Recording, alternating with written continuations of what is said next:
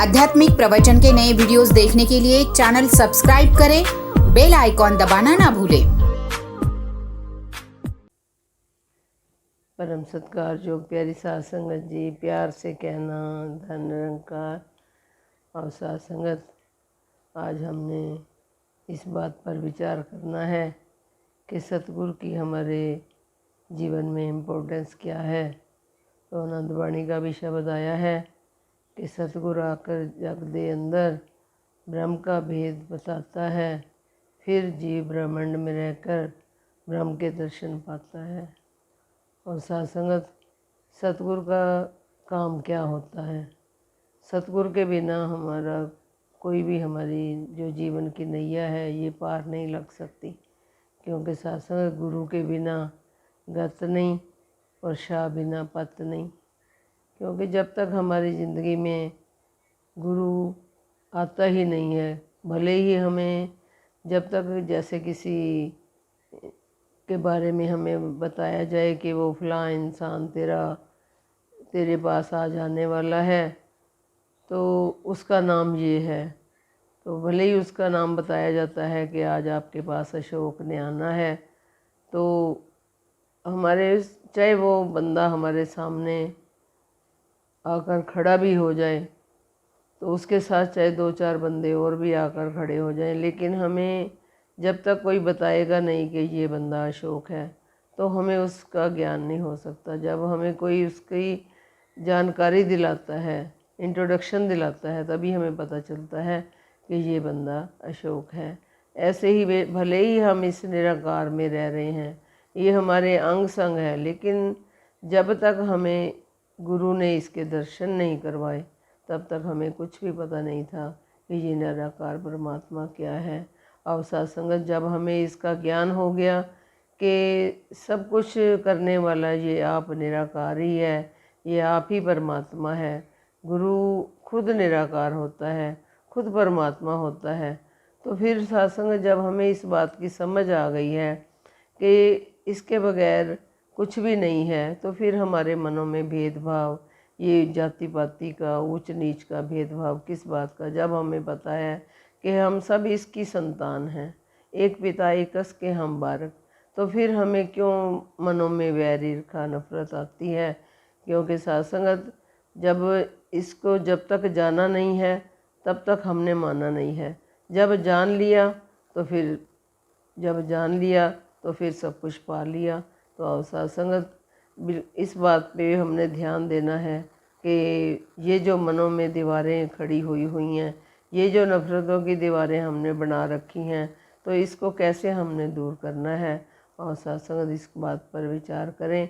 फिर जब हमें इतना बड़ा नाम धन मिल गया, इस निराकार के दर्शन करवा दिए, इसके इतना बड़ा नाम धन है जिस दे पल्ले से ही सच्चे शाह। तो साथ संगत, फिर जब हमें इतना बड़ा नाम धन मिल गया, हमें इतना सेठ बना दिया गया, शहनशाह बना दिया गया, तो फिर हम अमीर क्यों नहीं हैं? इस बात पर भी हमने गौर करना है। तो साथ संगत, बाबा जी के विचारों में भी यही फरमाया गया था कि जो हमारे अमीरी है वो हमारा ये नाम धन है। तो जब हम हमारे दिलों में वैर नफरत ईर्खा के भेदभाव बन जाते हैं, हम एक दूसरे के खून खराबे में तुल जाते हैं, तो सत्संग फिर हमारे पास जो गरीबी है वो यही गरीबी का नाम दिया गया है। अमीरी और गरीबी में फ़र्क इतना ही है कि भले ही हमें इसने बना दिया है, लेकिन जब तक हमारे मन पवित्र नहीं हुए, जब तक हमारे मन नहीं साफ हुए, मन चंगा ते कटौती विच गंगा, ये बार बार हमें समझाया गया है कि अपने मनों को साफ करके ही हमने चलना है। फिर जब हमें इतने बड़े इस निराकार के दर्शन हो गए हैं, फिर हमने इसकी भक्ति कैसे करनी है, इसके अंदर अपने आप को कैसे इकमिक होके निराकार के, क्योंकि जैसे समुंदर के अंदर जब जल को एक बूंद जल भी जाती है, तो भले ही उसमें जब बारिश भी आती है तो वो कैसे एकदम से उस समुंदर के अंदर इकमिक हो जाती है।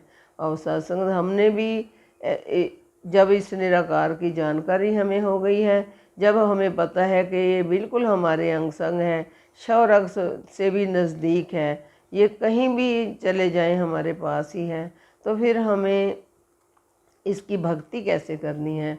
और सत्संग भक्ति से भी बात याद आ रही थी कि एक बार एक बहू ने अपने घर में मंदिर बनाया हुआ था, तो वो रोज़ उसकी मंदिर में सुबह उठ के नहा के मंदिर में ही अपनी 1 घंटा 2 घंटे भक्ति करती रहती थी।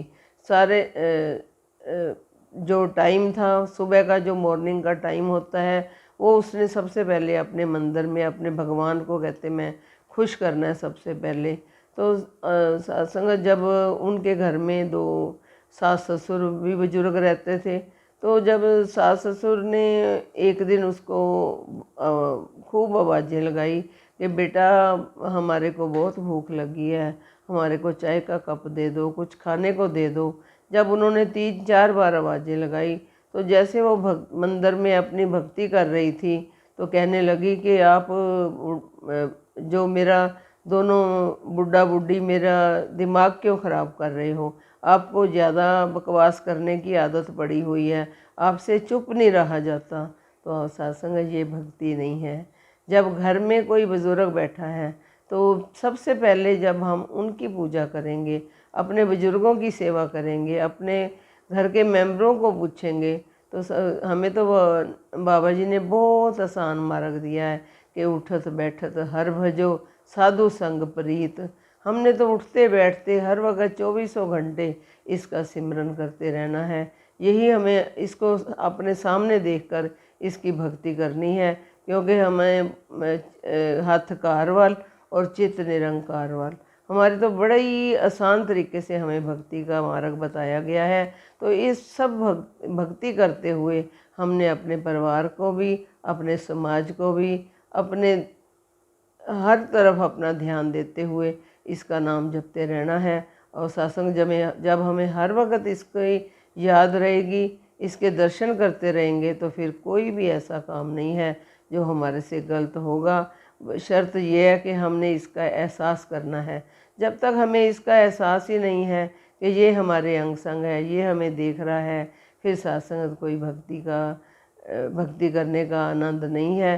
भक्ति नाम ही इसी का है कि हमने सबके साथ प्यार, नम्रता, सहनशीलता के साथ सबके साथ उठना बैठना है, सबको गले लगाते हुए अपने जीवन का निर्वाह करना है। और सत्संग गुरु ने तो अपना काम कर दिया, गुरु ने तो हमें इस परमात्मा के साथ इस ब्रह्मांड में इसके दर्शन करवा दिए हैं, लेकिन सत्संग अब बाकी जो काम हैं वो हमें ही करने हैं। ये सारे कामों की शिक्षा लेने के लिए हमें संगत का बताया गया है कि जब हम संगत में जाते हैं, जब हमें वहाँ ज्ञान चर्चा सुनते हैं, तो हमारे को जो बैटरी है हमारी ये चार्ज होती रहती है।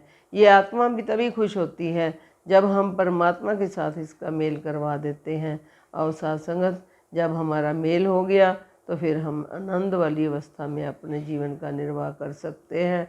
और सत्संगत दासी को भी आशीर्वाद दो कि दासी भी इसका आनंद लेते हुए, इस निरंकार के साथ एक मिलकर होते हुए अपनी भक्ति के मार्ग पर सही ढंग से अपने जीवन का निर्वाह कर सके। सत्संगत जी प्यार से कहना, धन्यवाद। आध्यात्मिक प्रवचन के नए वीडियोस देखने के लिए चैनल सब्सक्राइब करें, बेल आइकॉन दबाना ना भूलें।